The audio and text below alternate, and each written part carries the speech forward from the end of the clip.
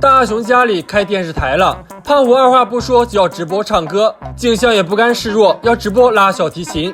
但收视率最高的竟然是学霸的节目，难道这就是知识改变命运吗？小夫的一通电话直呼出大事了，错过什么也不能错过八卦，可被叫来的远远不止大雄一人。等众人抵达时，小夫已经急得跳脚了。只见小夫打开电视，竟然是陆木好声音，说让人家有个谁都认识的老爹呢。小夫竟然也成了歌唱选手，唱歌比赛不叫能唱穿银河系的胖虎，小夫你考虑过后果吗？临走前还不忘告诉众人，只要寄明信片就能参赛哟。回去的路上，小伙伴们一个个都说不稀罕上电视，可大雄一回到家就偷摸写起了参赛明信片。可到了油桶旁才发现，来的远远不止大雄和胖虎，只要自己不尴尬，尴尬的就是别人。听说大雄想上电视，哆啦美掏出了迷你电视台，接通电视后让大雄试着来两嗓子。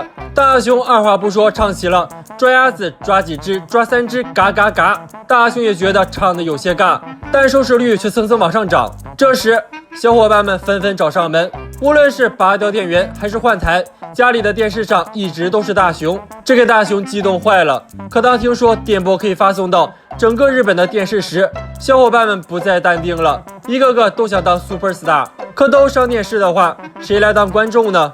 所以只能排号来出演。大雄回到房间就开始制定节目表，从唱歌、翻花绳到做菜，再到教育。电视台终于开播了，第一档就是新闻类节目。可大雄字都认不全，更别说读了。结果投诉电话都被打爆了，收视率直线下降。这给大雄急的，立马又唱起了抓鸭子，可收视率跌得更惨了。哆啦美只好请来老妈代班一下烹饪节目，可老妈开口就是今天的晚餐是昨天的剩菜剩饭。哆啦美好心提醒，这是直播啦，羞的老妈恨不得送走这俩熊孩子。这时蓝胖子回来了，看了节目表后只总结了3个字，太无趣了，都没有寻找美味的铜锣烧节目。兄妹俩的日常就是拌嘴，都觉得对方的节目更无聊。不嫌事大的大雄决定让兄妹俩策划的节目来个大比拼。蓝胖子策划的第一个节目是胖虎小夫的谐音梗搞笑节目，可没人愿意看，气得胖虎就要唱歌来回报观众，这可吓坏了众人。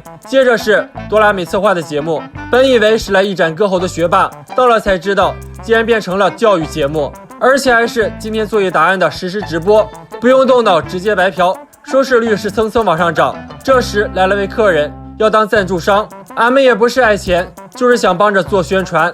可以询问到底要宣传什么后，大雄立马叫来了静香。静香提着魔音小提琴来了，才知道是让他当代言人。大雄带着静香来到浴室，二话不说就让媳妇儿赶紧脱了衣服到浴缸里拍广告，直接被静香一记如来神掌送进了浴缸。于是大雄成了代替静香的广告人。接着第二波赞助商来了，为了宣传自家的美味点心，这正合了3个吃货的心意。可赞助商非要先来段单口相声，可3个吃货却盯上了满桌子的点心。单口相声终于表演完了，可3人也吃成了3头小猪，即使知道这是直播，也再难以下咽了。赞助商被气到爆炸，正在考虑接下来播什么节目时，小伙伴们纷纷赶来，这时候都不谦让了，都希望自己成为电视上最亮的那个仔。电视台只能提前结束了。小伙伴们，如果让你们上电视，你们会表演个什么节目呢？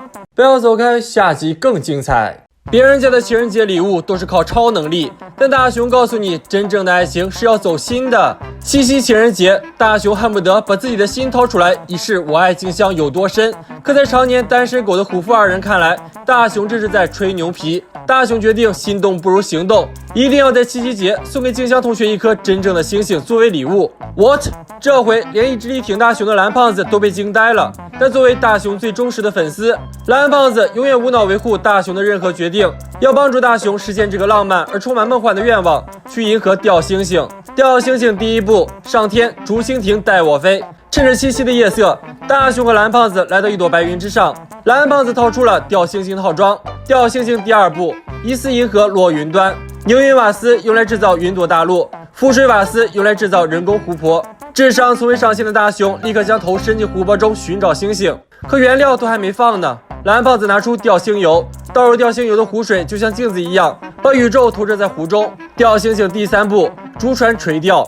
蓝胖子用放大灯将叶子船放大，俩人推船入湖，正式开始浪漫的游轮钓星之旅。用钓星竿将缩小的星星钓起来。蓝胖子的钓星手秀非常之顺利，一颗蓝色的小恒星被他装进4次元观赏盒子。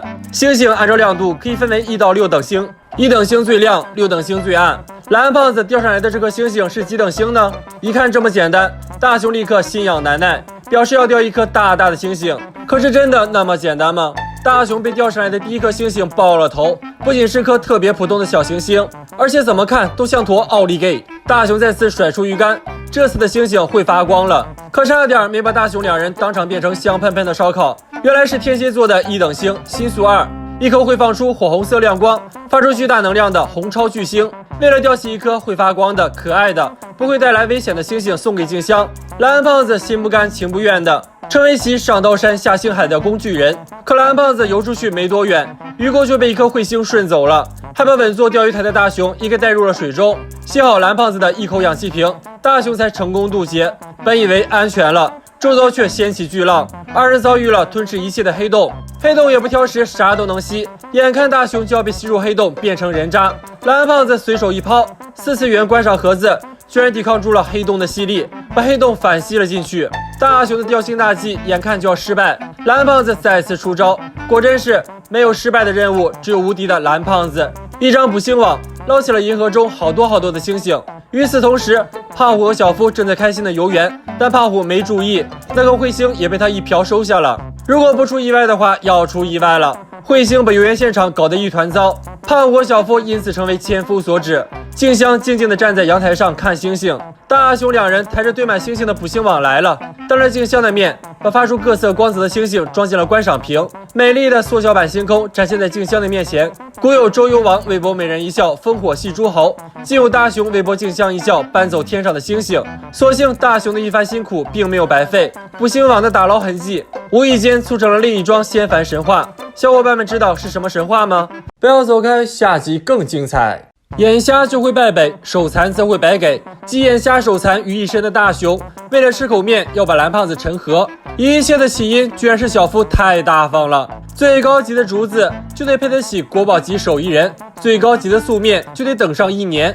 能开得起这样的流水素面派对，还请上整条街的小伙伴们的，也就只有小夫一家了。小夫老妈手舞足蹈的开始放素面，小伙伴们酥的那叫一个起劲儿。大雄眼睁睁看着素面从筷子中间滑进胖虎的肚子，气得牙痒痒，又跑到小夫旁边去夹，结果只收获到一个嘲讽的眼神。纵使大雄使出了18般手艺，最后大家吃的渣都不剩了，热闹都是他们的，大雄什么也没有。回到家的大雄发现蓝胖子和老妈也在吃面，虽然馋得不行，却还要为了面子而强颜欢笑。平时小夫不带他玩，这次就差喂到嘴边了，都一口没吃着，躲在墙角怀疑人生又有什么用呢？看到大雄倒地不起的模样，蓝胖子还是给出了建议。大雄本想说家里没有流水素面工具，突然瞅见一边有个道具，原来这是蓝胖子乘凉用的庭园系列壶钵。大雄本想着有没有河流的可以用来做流水素面，又怕水不干净。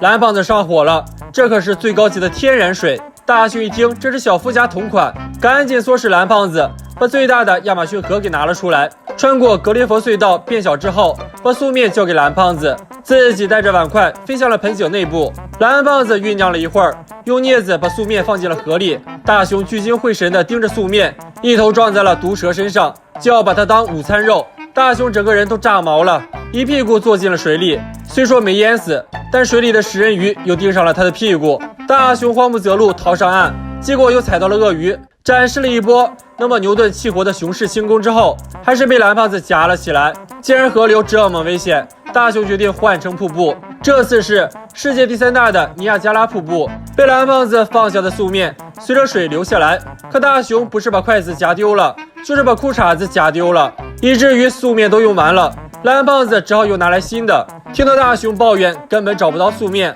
蓝胖子突然有了个邪恶的想法，这么粗的素面，就算大雄1000度近视也看得到了吧？折腾了半天还是没吃到，大雄又张牙舞爪的要求还是换成河流比较好，又拿了水流湍急的赞比西河出来，而且还给大雄打辅助，直接在他面前放素面。大雄没找对筷子的角度，一夹把素面给挑飞了。大雄虚空练习了几下，又夹了一次，结果时机不对，碰都没碰着。想着角度和时机，大雄练习了一次又一次，虽然都失败了，但少年意气风发，世界不足为惧。可素面又没了，他干脆自己变回原样去拿素面。大雄在匆忙中一脚踢到了道具上，一时间翻江倒海，蓝胖子被水淹没，不知所措。大雄出于好心，想用筷子把他夹起来，可对现在的蓝胖子来说，这就是一对定海神针，没被水淹死，倒是差点被大雄用筷子给戳死。危急关头，大雄领悟要领，这一次他的蓄力条格外的长，蓝胖子还没反应过来，就被大雄给夹起来了。他真心是被这傻孩子整无语了，为啥不直接上手捞呢？然而大雄偏偏就玩筷子玩上头了，就要让蓝胖子再次体验定海神针。还有蓝胖子靠竹蜻蜓飞走了，流水蓝胖子什么的他才不干呢，谁当素面谁当去吧。大家说，要是蓝胖子和素面同时掉进水里，大雄会先夹哪一个呢？